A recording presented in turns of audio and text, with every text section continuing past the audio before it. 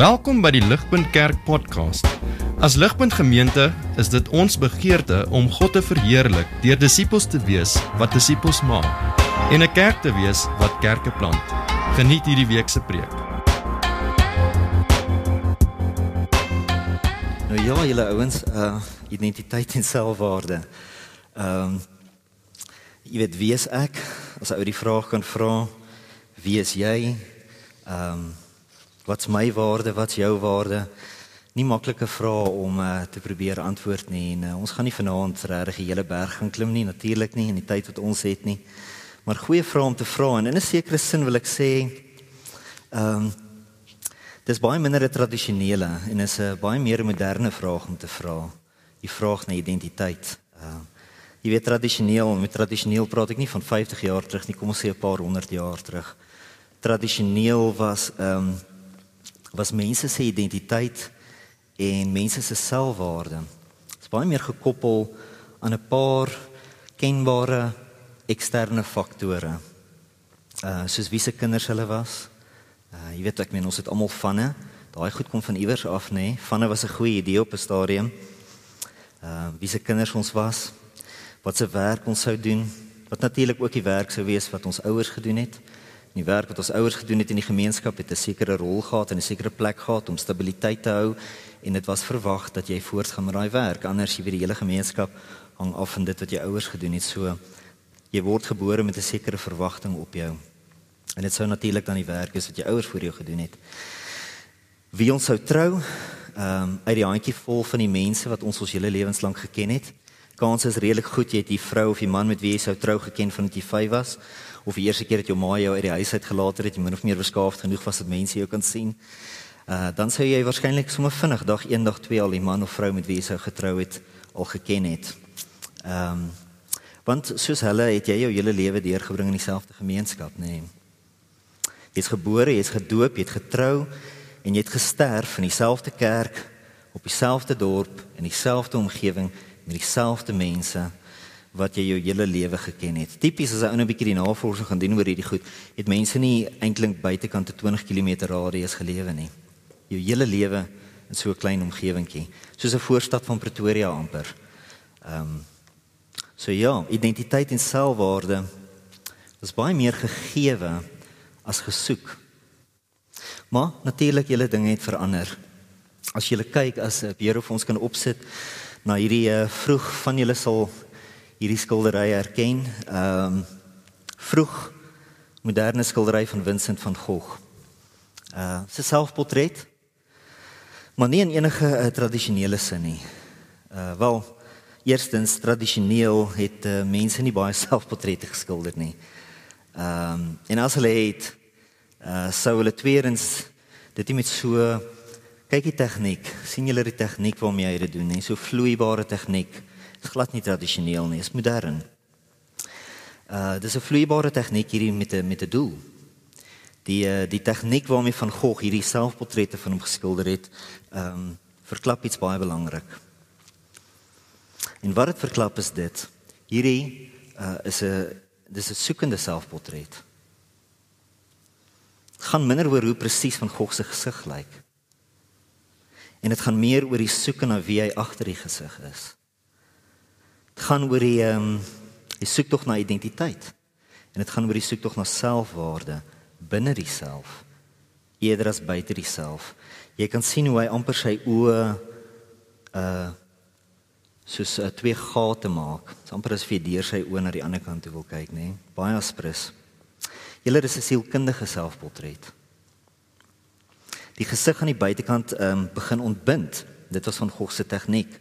Soos Picasso en baie van die ouens se tegnieke, goeders begin ontbind aan die buitekant.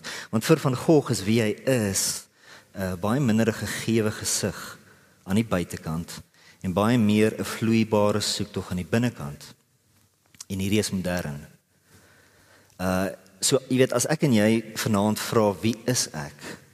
Dan bedoel ons waarskynlik daarmee iets soos hierdie skildery. Wie is ek binne in myself? Dis die soektog na die authentic self. Jy weet, dink so daaraan, Hoe het dit gebeur dat meer en meer mense vandag voel, dit is sinvol, wanneer iemand hulle vertel dat hulle 'n vrou in 'n man se liggaam is? Want tradisioneel sou dit glad nie sin gemaak het nie. So hierdie is die transgender kwessie, nê? Een van die voorgrond kwessies van ons tyd in identity politics. Die transgender kwessie. Maar hoe is dit vandag sinvol is dat iemand so iets sê? Tradisioneel sou dit glad nie sinvol wees nie. Maar vandag maak so 'n stelling meer en meer toenemend sin vir mense. Dit maak meer en meer sin julle, want vir mense vandag is identiteit en selfwaarde baie meer gekoppel aan hoe jy voel oor jouself as enigiets anders. Sien ons die vloeibaarheid. So filosoof Charles Taylor, ou wat nogal baie oor hierdie goeters met hierdie goeters werk, hy skryf so daaroor: a focus on inwardness or the inner psychological life is decisive for who we think we are. Feelings or intuitions dominates our sense of who we are and what the purpose of our lives is. This is what I refer to Snow. This is what I refer to as the expressive individual. So 'n term wat vandag daar is, the expressive individual. Transgenderism provides an excellent example. People who think they are a woman trapped in a man's body are really making their inner psychological convictions absolutely decisive for who they are. And to the extent that, prior to, sien ons die van Gogh in hierdie woorde, prior to coming out, they have publicly denied this inner reality. To that extent, they have had an inauthentic existence. This is why the language of living a lie often appears in the testimonies of transgender people. Julle, ek wil vir ons gou onlangs 'n tweet lees, stuur 'n vroutjie, haar naam is Sharon Davies. Was baie sulke tweets, maar sy was in 'n bietjie van 'n skaffel geweest met J.K. Rowling wat uitsprake gemaak het oor die transgender kwessies, en Sharon Davies het teruggekap na J.K. Rowling toe oor hierdie ding, en toe sê sy in 'n tweet aan J.K. Rowling, the sex we are is a biological reality, whereas gender today is a feeling, totally changeable. I believe we can live happily expressing our authentic selves outside of any stereotypes. Happily expressing our authentic selves. Julle, daai is die tagline vir moderne identiteit. Happily expressing our authentic selves is waaroor identiteit en selfwaarde vandag gaan meer as enigiets anders. Dis die dominante sleutel. It's the major key. Maar hier is die probleem. Wie is hierdie authentic self wat happily express moet word? Wel, ons weet nie eintlik nie. Of soos wat Bob Dylan gesing het, all I can do is be me, whoever that is. En die authentic self, julle, die rede wat ek Bob Dylan nie aanhaal, want sy hele punt is, maak nie saak wie jy is nie. Just be true to the feeling. Nee, so dit is die authentic self, julle, ons moet nie dink aan die authentic self as hierdie soliede ding. Jy weet soos daai Russian dolls, jy maak hom oop en sal aan die enetjie binne, maak hom oop en sal nog enetjie binne, maar dit is altyd 'n soliede ding. Die authentic self is nie 'n soliede ding wat jy weet binne jouself vind. Hy kruip daar iewers weg en jy trek hom uit en dan het jy hom nie. En dan bring jy hom uit en dan is die taak afgehandel nie. Dis nie die gedagte nie.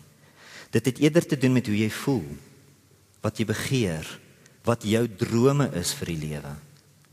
Waar jy droom en hoe om dit authentically te bly express. So, it's a journey more than a destination.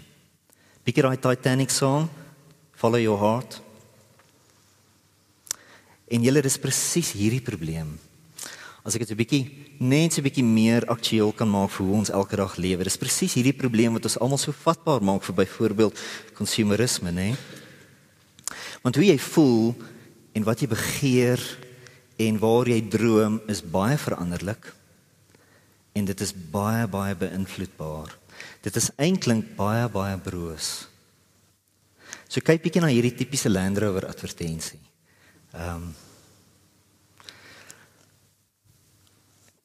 Let die woorde daarop. Hoor ons die restriction taal. Nou julle, hierdie is nie 'n kar advertensie nie. Dis nie 'n kar advertensie nie. 'n Kar is 'n funksionele ding wat jou van punt A na punt B op die N1 kry. Hierdie kar staan nie op die N1 nie. Dis nie bedoel om funksioneel te wees nie. Natuurlik is 'n Land Rover baie funksioneel. Ek het daai ervaring gehad want ek kry 'n Subaru en ek het vas gaan sit in 'n Land Rover en moes my kom uithaal.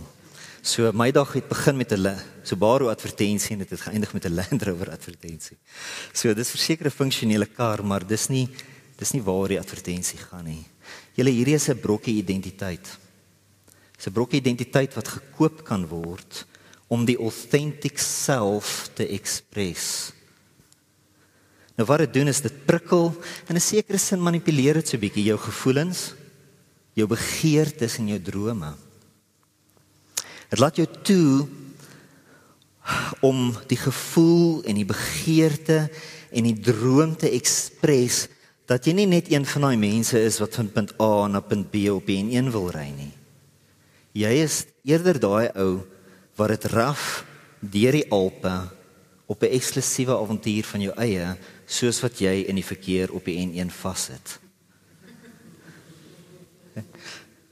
Geen wonder die Land Rover ouens raak so kwaad as ek gedonk voor hulle inry nie, want dit veroorsaak 'n glitch in hulle matrix.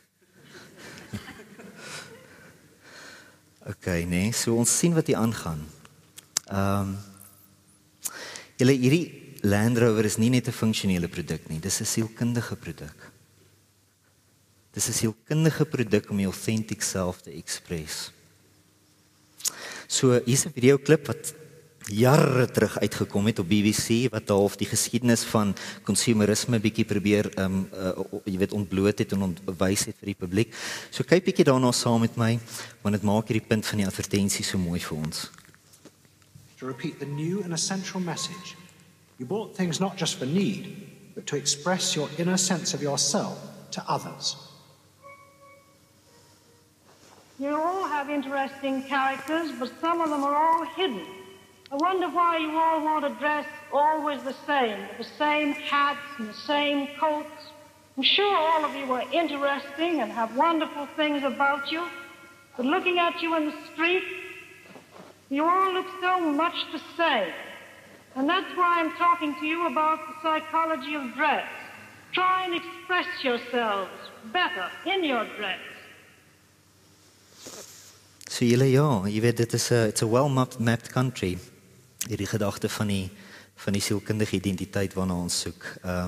Maar hier's 'n vraag julle, waarom hierdie moderne klem op die authentic self wat express moet word? Wat so duidelik op die voorgrond is in ons, jy weet, konsumeristiese samelewing waarin ons lewe. Waarvandaan kom dit? Hoekom is dit hier? Wel, jy weet, as julle ons nog nie het nie, gaan kyk bietjie Martin Scorsese, een van my gunsteling filmdirekteurs, but not for the faint of heart, Martin Scorsese, se film The Age of Innocence, uitstekende film. So in die film is Daniel Day-Lewis, my favorite actor natuurlik. Daniel Day-Lewis is 'n Victoriaanse man wat met Winona Ryder trou. En as my vrou hier was, sou ek het nie gesê het, but that's good enough for me. Right? Hy trou met Winona Ryder. Maar hulle het mekaar nie lief nie. Hulle trou omdat dit die regte ding is om te doen ter wille van hulle families se vooruitgang. Hierdie is Victoriaanse tye. En daar is die plot van die fifth story. Want dis die meer tradisionele identiteit wat mense baie sterk gehandhaaf het in daardie dae. En so die film speel met daai gedagte. Hoor 'n bietjie wat skryf Tim Keller oor tradisionele identiteit. Hy sê, in traditional cultures, the heroic narrative is self-sacrifice. You are your duties, and your self-worth depends on the honor that is bestowed upon you by your community for discharging your duties. Daniel Day-Lewis trou met Winona Ryder. Hy's 'n tradisionele mens. Maar hy het eintlik vir Michelle Pfeiffer lief. En sy het vir hom lief. Maar sy is ook sy niggie. En die skande van so liefde sou die naam van hulle families waarskynlik vernietig het in die groter gemeenskap. Die aksie in die film julle is nie in hulle indiscretions agter die hoekies nie. Dit is in die inner turmoil. Die sensuur in hulle lewens is selfs binne in hulle. Hulle kan nie iets doen nie aan nie. Julle kan dink nee, so iets gaan die families vernietig. So Daniel Day-Lewis, Winona Ryder en Michelle Pfeiffer lewe nou inauthentic lewens. Dis 'n moderne storie oor tradisionele tye. Hulle lewe inauthentic lewens wat hulle families spaar, maar hulle eie lewens baie ongelukkig maak. En julle, dit is deels hierdie spanning tussen die begeertes van die individu en die verwagtinge van die samelewing in tradisionele samelewings wat aanleiding gegee het tot hierdie moderne pushback na die authentic self wat express moet word. So hoor weer vir ou Tim Keller hoe hy skryf hieroor.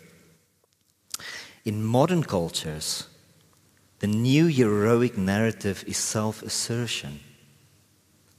You are your individual dreams and desires, and your self-worth depends upon the dignity you bestow on yourself because you have asserted your dreams and desires regardless of the opposition you may have had from the community. Julle, dit is waarom dit vandag meer en meer heroic klink wanneer iemand vertel dat hy byvoorbeeld 'n vrou in 'n man se liggaam is. En waarom dit so verkeerd klink wanneer jy dit bevraagteken. Jy bevraagteken iemand se authentic self. It's like a judgment. Sien? Nou julle met al hierdie dinge genoem, is daar twee groot gevare wat ek wil uitwys vir ons. En dit is redelik voor die hand liggend, hoop ek vir ons almal. Aan die een kant maak meer tradisionele samelewings die aanname dat die gemeenskap se verwagtinge die finale gesag het oor jou gevoelens, jou begeertes en jou drome. Baie keer is jou ouers die thought police van tradisie.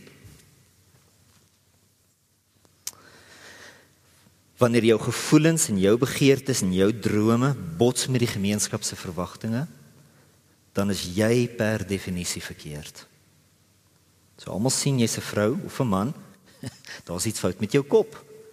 En jou kop moet in lyn kom met jou liggaam. Maar ons meer moderne samelewings maak weer die teenoorgestelde aanname. Dat jou gevoelens, jou begeertes en al jou drome het die finale gesag oor die gemeenskap se verwagtinge. So almal om jou moet inpas en op eiers loop rondom jou sensitiewe, brose identiteit. Wanneer die gemeenskap se verwagtinge daarmee bots, dan is die gemeenskap per definisie verkeerd. En so is dit baie splinter gemeenskappe in die tyd waarin ons leef, waar mense wat dieselfde expression vind en teenkanting van die buitegemeenskap vorm splinter gemeenskappies, waar hulle mekaar versterk in hulle identiteit. Versplintering van die samelewing. Die volgende kort YouTube klip wys ons ietsie meer oor hierdie moderne aanname in aksie.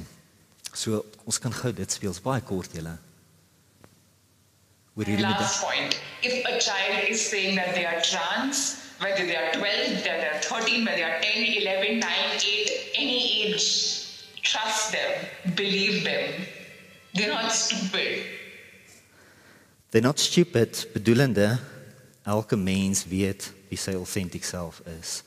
En ons moet alles doen in ons vermoë, selfs in die opvoedkunde van vandag, moet 'n safe space wees vir mense om te kan express. En ons moet nie in die pad kom van dit nie, want mense probeer hulle self vind. Vriende, wat maak ons met dinge soos hierdie? Dis 'n groot kwessie in ons tyd, ons identiteite. Wel, kom ons gee weer net so treetjie terug julle en ons oorweeg weer die groter prentjie. Aan die een kant is die gemeenskap se verwagtinge op jou lewe. En ons het baie gesing hieroor vanaand. Dit is nie die finale gesag oor wie jy is en wat jou waarde is nie. As jy al jou waarde in die lewe probeer vind deur net almal om jou tevrede te stel, sodat jy waardeer word vir dit,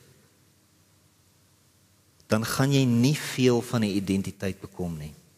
Want wat word dan van al jou eie gevoelens, jou eie begeertes, jou eie drome, wat nie noodwendig met al die verwagtinge van ander mense op jou lewe klop nie? Geld dit dan glad nie?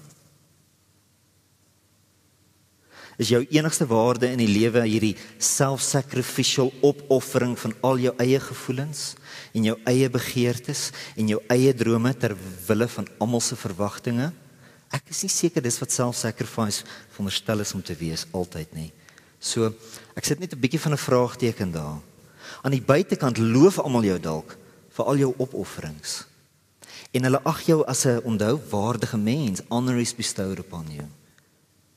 Jy's 'n waardige mens, maar aan die binnekant voel jy dalk baie geïsoleerd. Jy voel dat niemand jou regtig verstaan of ken of selfs belangstel om jou te ken nie. Niemand wil jou persoonlik verken vir wie jy binne is nie. En in tradisionele samelewings baie keer is daai goeters net nie ter sprake nie. So daar's 'n rede wat die moderne tye terugpush, want dit is nie heeltemal onbelangrik nie, né? In die animasiefilm Frozen begin Elsa met 'n tradisionele identiteit. Haar liedjie klink so, en jy weet die dress en alles is heeltemal anders, en haar liedjie klink so: Don't let them in. Don't let them see. Simply be the good girl you have to be. Maar julle aan die ander kant, jou eie gevoelens, jou begeertes en al jou drome is ook nie die finale gesag oor wie jy is en wat jou waarde is nie. Die pushback is nie noodwendig die antwoord nie. Die transvroukie hier in die YouTube klip wat en sy is een van vele wat hierdie tipe goed sê nie. Wat praat van hoe jy jou 5-jarige kind moet glo en vertrou met jou 5-jarige kind se gevoelens oor hulle gender. Julle, dis baie naïef. Dis vrek naïef. Ek het 3 seuns en ek sê vir julle nou, ek is nie van plan om hulle se muur oor te gee aan hulle gevoelens en hulle begeertes en hulle drome nie, want die wêreld sal brand. Glo vir my. Hy sal brand. Net Woensdagoggend, terwyl ek hierdie woorde sit en skryf het my jongste op sy wyse ouderdom van 4, maar hy is altyd besig om te sê, hy is nie 4 nie, hy is 5, en as hy 5 is nie 5 nie, hy is 6. So 4 going on 5 sales. Op sy wyse ouderdom van 4 going on 5, het hy besluit, die beste ding vir ons bye, is om hulle in bottels te druk, waar hulle natuurlik gelukkig gaan wees. Nou, ek weet waarmee hy besig is, hy wil sit en kyk hoe die goedjies doodgaan. Want ek ken hom.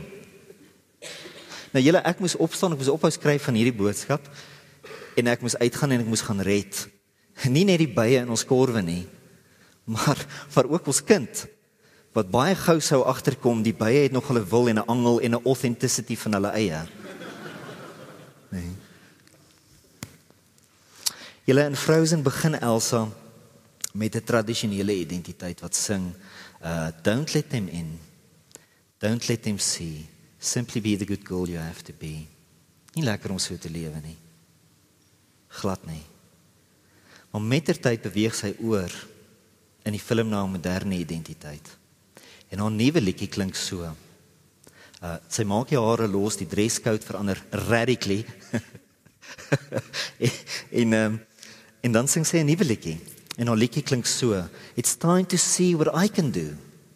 To test the limits and break through. No right, no wrong, no rules for me. I am free. Sy het geevol geraak vir hierdie suppressed lewe van haar. En sy kom uit. Julle, I am free. Really? Wat gebeur as jy binne jouself begin kyk En jy kom agter, jy begeer regtig, met regtig bedoel ek authentically, jy begeer regtig 'n sekere werk, maar ook regtig 'n sekere verhouding met iemand. En die twee gaan in mekaar se pad kom. Wat kies jy? Op grond van wat besluit jy? Of kom ek stel dit so, watter een van hierdie twee begeertes en gevoelens in jou is meer authentically jy? Dit is eintlik nie so maklik om authentic te wees nie. Wees versigtig vir die party line wat hierdie goeters aanbetref. Dit is nie so maklik nie. Geen wonder moderne mense voel so angstig die hele tyd nie. Ons moet onsself die hele tyd vind en express. Dis amper immoreel as jy nie 'n kleurvolle persoonlikheid het wat anders is nie. Ek het groot geword met rock albums en stuff, Led Zeppelin, al die ouens plate, groot geraak met dit en dit was great. Maar min of meer elkeen van hulle het op die tagline gehad, be different, they are. En ja, dit was daai goed het my getrek. Die denker Francis Spufford, snaakse naam, maar goed, hierdie uitgeskryf, hoor bietjie hierso. You are a being whose wants make no sense. Don't harmonize. Whose desires deep down are discordantly arranged. So that you truly want to possess and you truly want not to at the very same time. You're equipped for tragedy more than you are for happy endings. Die self binnekant, soos van Gogh se skildery, en ek dink hy het iets meer in sy skildery probeer wys. Dis nie net die soektog nie, dis die fragmentasie. It's the getting lost in yourself. Nader aan die waarheid julle, is dat ons authentic self baie onsamehangend is. Ons is nie net ongelukkig omdat mense om ons dalk ons nie regtig ken nie en 'n klomp verwagtinge van ons het en ons moet heeltyd probeer inpas by die agendas van ander mense in ons lewens nie. Dit is nie al wat ons ongelukkig maak nie, nê? Don't let them see, simply be. Dit is nie al wat ons ongelukkig maak nie. Daar's 'n dieper ongelukkigheid in ons julle, 'n dieper ene. En die moderne klem op identiteit wat ons in daai tipe ongelukkigheid in, en dit is hierdie ongelukkigheid. Op 'n veel dieper vlak is ons ongelukkig omdat ons eie authentic self vol gevoelens en begeertes en drome is wat heeltyd in konflik is met mekaar. Ons weet nooit waarheen ons wil gaan en wat ons eintlik wil hê nie. Consumerisme love dit. Dink aan Elsa se woorde, I am free, tot sy town toe gaan en die advertensies begin sien. Selfs ou Freud het hieraan geraak toe hy geskryf het julle. We are not happy because we are frustrated. And we are frustrated because we are, first of all, unhappy combinations of conflicting desires. En hoor wat sê hy nou hierso? Modern civilization can, at best, reach a balance of discontents. En ek het nou met Doepies voor die tyd gesels, sommer net 'n ou wat ons ken in sy 60s, 6 Porsche staan in sy driveway, maar sy hart is besig om in te gee. He's not happy. He's discontent. Ons authentic self, julle, is onsamehangend. Ons moet pas op. Following your heart. Nou vriende, dis op hierdie punt wat ek ietsie wil deel wat ou Tim Keller weer geskryf het, wat vir my baie beteken het en hopelik vir julle ook. So ek gaan dit versigtig vir ons deurlees en dan gesels ons 'n bietjie deur dit. It's an illusion to think identity is simply an expression of inward desires and feelings. You have many strong feelings, and in one sense they are all part of you. But just because they are there does not mean you must or can express them all. No one identifies with all their strong inward desires. Rather, we use some kind of filter, a set of beliefs and values to sift through, on the one hand, society's demands, and on the other, our own hearts. And through this filter, we determine which demands from society and which emotions and sensibilities from our hearts we will value and incorporate into our identity. And which we will not. En julle, hier is vir my die groot wegvat wat so met my praat. It is this value-laden filter that forms our identity. Rather than simply society's demands or our feelings themselves. En dan natuurlik die groot vraag, nee. Die vraag wat nie met weghou nie, maar die vraag wat met nader bring julle. Where do we get this filter?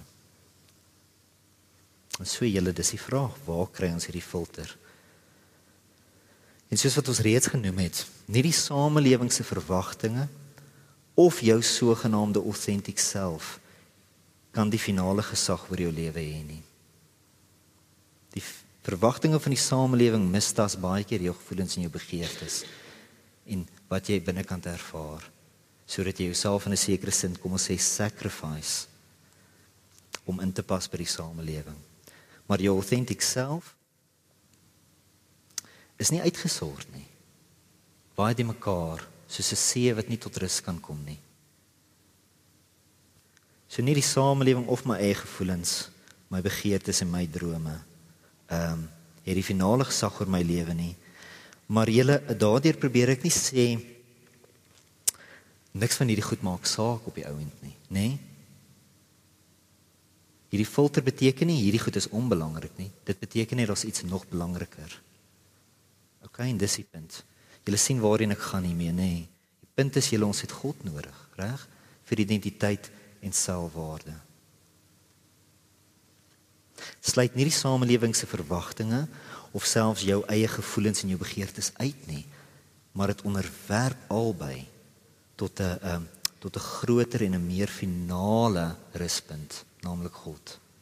As jy dit uithaal, vriende, gaan jy altyd in die game wees van mense se verwagtinge en jy wat jouself probeer vind hier binne en terugpush teen dit. Dit maak jou moeg. Hierdie gedagte van God, julle, hoe werk dit? Wel, kom ons dink bietjie oor en ons, jy weet, ons vleg het so bietjie uit. So ek het onlangs so bietjie getiptou deur 'n ou met die naam Jean-Jacques Rousseau se werk. Hy was 'n filosoof hier in die 18de eeu, 1700s. En in sy boek Confessions skryf hy oor sy kinderdae. 'n Vrek interessante boek. Maar in sy kinderdae skryf hy hoe hy eendag saam met sy pelle deur hulle dorpie rondgedwaal het. Jy weet, klomp tieners, obviously looking for trouble. Daar dwaal hulle deur die dorpie rond. En toe besluit sy pelle sommer so op 'n oom, jy weet dat hulle gaan asperges uit een of ander oom se tuin steel. Nou is 'n oom wat hulle almal ken, ou klein dorpie, tradisionele mensies. So hulle wil hierdie oom se asperges gaan steel. Hy wou dit nie doen nie. Maar hy het dit gedoen. Ek weet, dis nie een van julle doen sulke goed nie, reg? Goed wat jy nie wil doen nie, doen jy. Hy het dit gedoen. Hy wou dit nie doen nie. So dit skep die vraag, nee, hoekom doen hy dit dan? Dit het hom baie gepla. In 'n sekere sin het hy verbitterd teenoor sy vriende geraak daaroor, oor die situasie waarin hulle hom geplaas het. Weet hulle nie, hy wil dit nie doen nie? So dit het hom baie verbitterd teenoor hulle. Nou julle, hoekom het hy dit gedoen as hy dit nie wou doen nie en as dit hom so verbitter het? Die antwoord, soos ons vanaand al baie na gekyk het, is redelik voor die hand liggend, hoop ek, né? Is redelik obvious hoekom.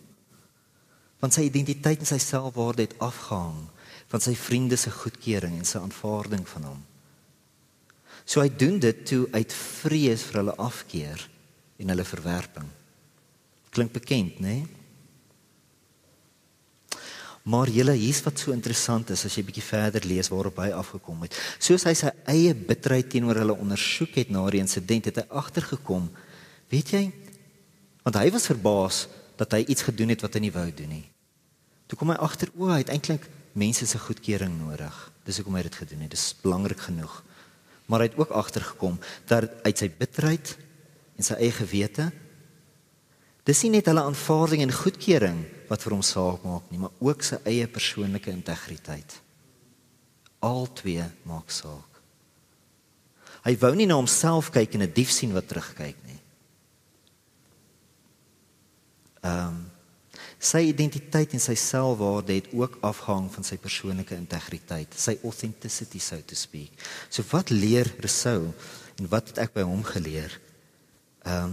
Jy weet, as mens sou dink dat wanneer jou persoonlike integriteit op die spel is, dat dit vir jou skielik maklik word om mense se verwagtinge van jou te weerstaan, nee? En hulle aanvaarding prys te gee ter wille van jou eie integriteit. But here's the kicker. It just is not that simple. Ons eie integriteit is belangrik vir ons, maar meer is nodig. Ons het ander aanvaarding nodig. Maar andersom, ander aanvaarding is belangrik vir ons, maar meer is nodig. Ons het ook ons eie integriteit nodig.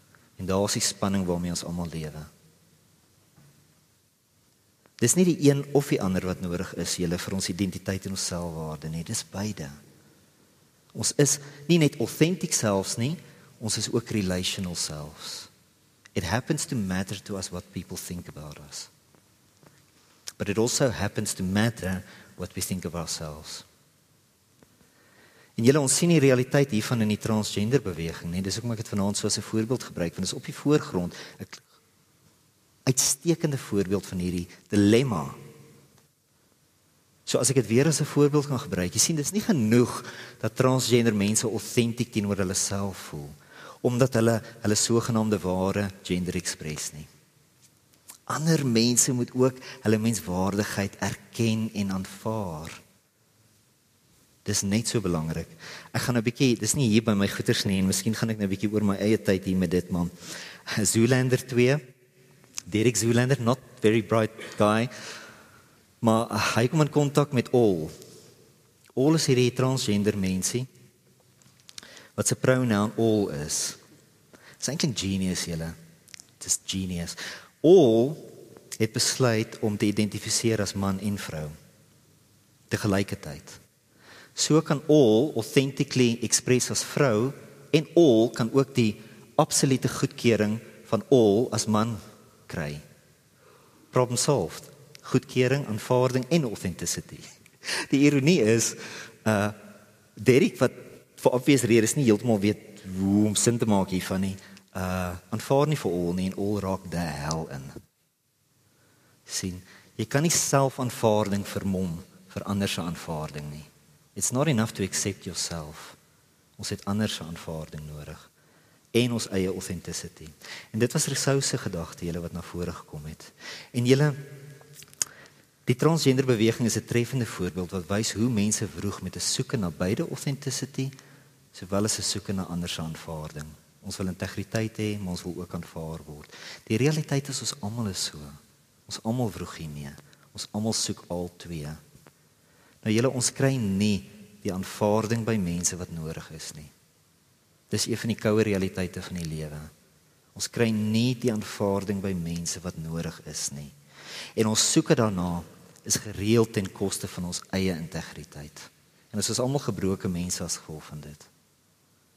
Maar ons eie integriteit is ook nie samehangend nie.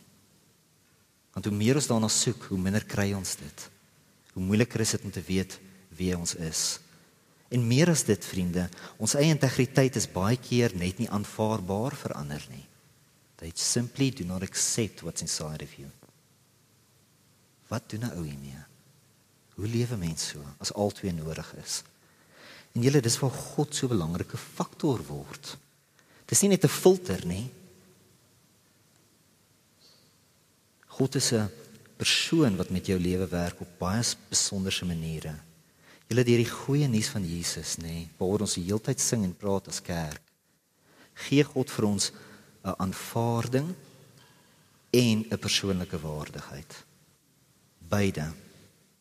Wat ons nie by ander kan kry nie, die aanvaarding wat ons nêrens kan kry nie, en die authenticity wat nie in onsself kan vind nie. God gee beide vir ons, because he knows what we need. Kyk saam met my weer na Romeine 15. Ek gaan vinnig deur hierdie dinge beweeg julle, want ek dink nie ons hoef dit te leiwer nie. As ons, toe ons nog vyande was, met God versoen is deur die dood van sy seun, hoeveel te meer sal ons deur sy lewe verlos word, nou dat ons met hom versoen is. Hier's detail, ek wil net raak in 'n paar goed. Julle, hierdie vers wys ons, dat ons by God 'n aanvaarding ontvang, wat ons eintlik nie verdien nie. Maar ook 'n integriteit of 'n waardigheid, wat ons eintlik nie kan vind of skep nie. Die vers wys, dat ons aan die een kant met God versoen is, as ek die woorde kan volg van die vers, versoen is, deur die dood van Jesus. Nou wat daai woord versoen, reg? Is die goeie nuus julle, dat Jesus kom sterf het om te betaal vir ons verkeerde houding en ons verkeerde lewens teenoor 'n God wat ons geskep het en vir ons lief is. Die vyandigheid daar. Met ander woorde, die hoofgedagte hierso julle is, dat deur die dood van Jesus aanvaar God ons onvoorwaardelik, selfs in ons vyandigheid teenoor hom, het ons die rus dat ons aanvaar is. Nie ons vyandigheid in die verlede eers nie, ons is almal vandag nog steeds vyandig teenoor God. En hy aanvaar ons onvoorwaardelik selfs in dit. En hy vra ons om dit te glo. Ons word aanvaar. Die vers wys aan die ander kant, dat ons deur die lewe van Jesus verlos word. Julle, dis die goeie nuus, dat die volmaakte integriteit, die waardigheid van Jesus, Jesus se lewe was so waardig voor God, dat die dood hom nie kon vashou nie. Hy het soveel authenticity en integriteit gehad voor God, dat God hom uit die dood uitgeruk het. Hy gesê, jy is te waardig om daar te bly. Ek hef jou op as die hoof van alles. Dis hoe waardig Jesus is. Die goeie nuus daar is dat daardie volmaakte integriteit, daardie volmaakte waardigheid van Jesus, sy lewe voor God, behoort aan ons. Ons is waardig. Ons is meer kosbaar voor God as die skatte van die heelal.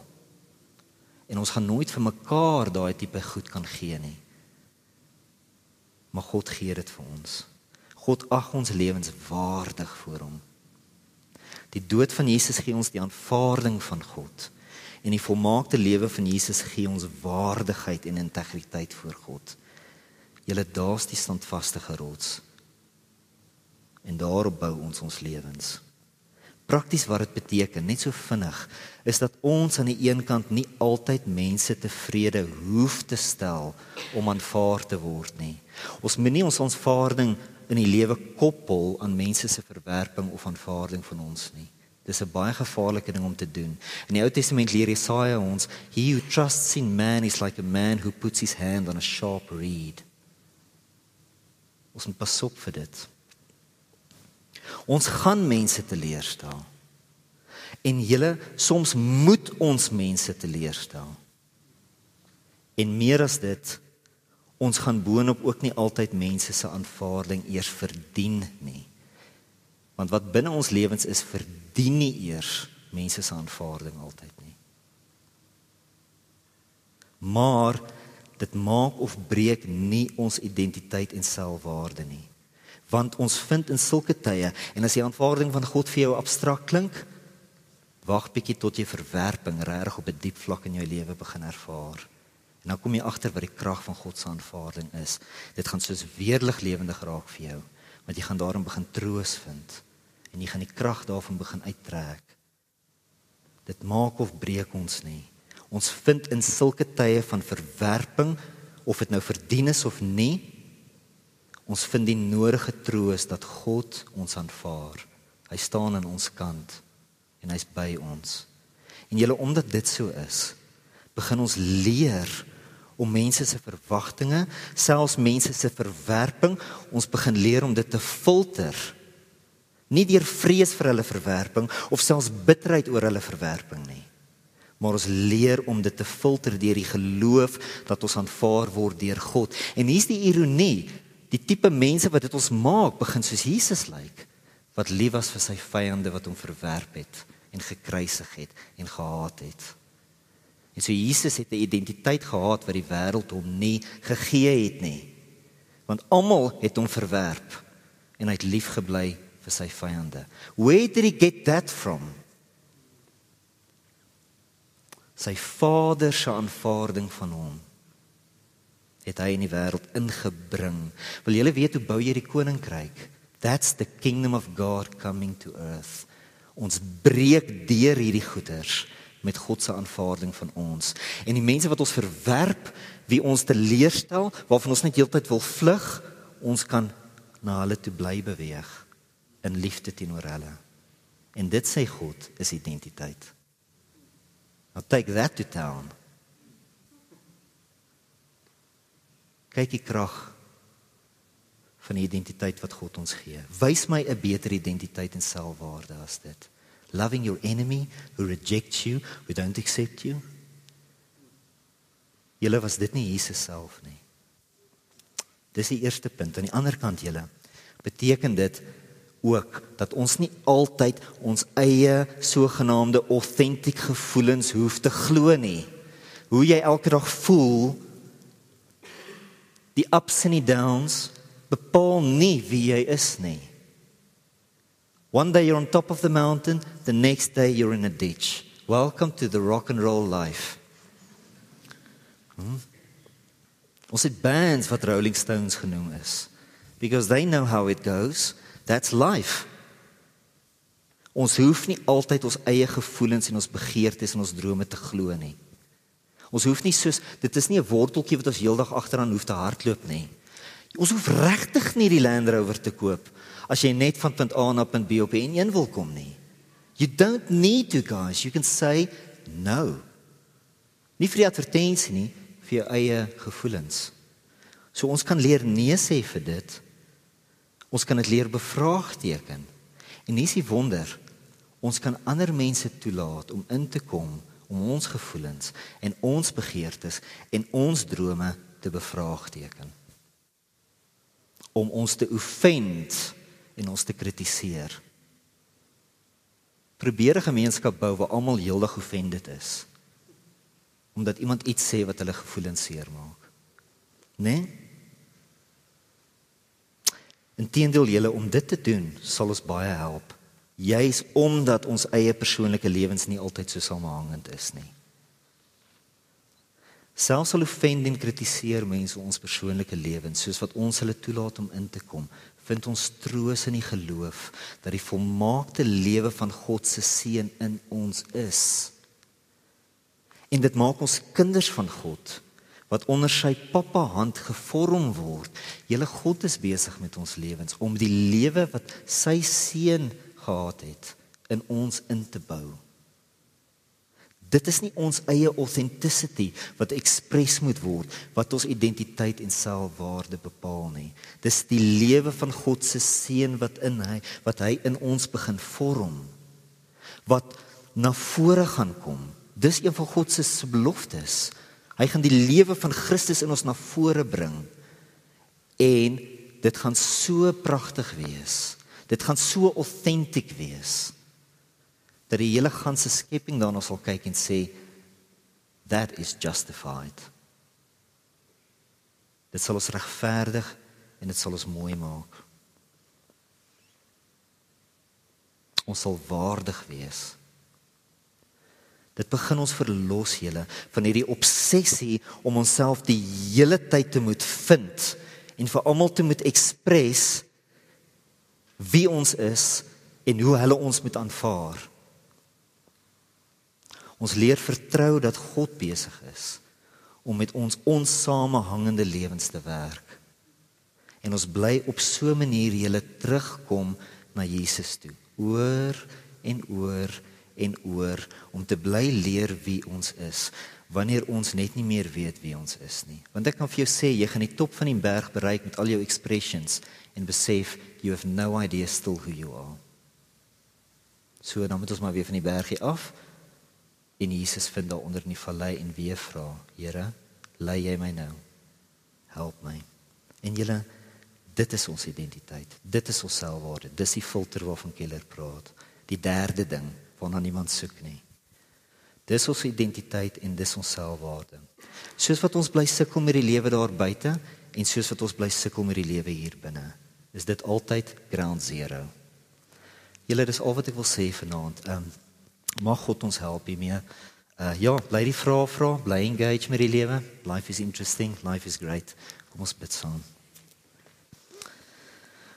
Vader, dankie vir hierdie woorde van Romeine 5 vers 10, Here, wat so magt om dinge sê en so waar praat.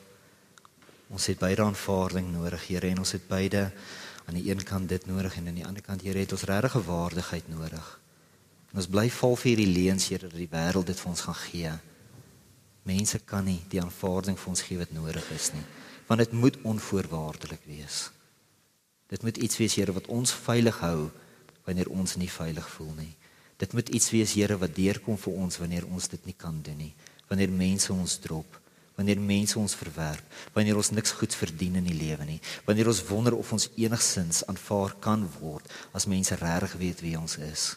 Maar Here, as ons kyk wie ons is, dan kan ons onsself ook nie vind nie, want ons is soos die see binne in ons, en ons kan verdrink in onsself.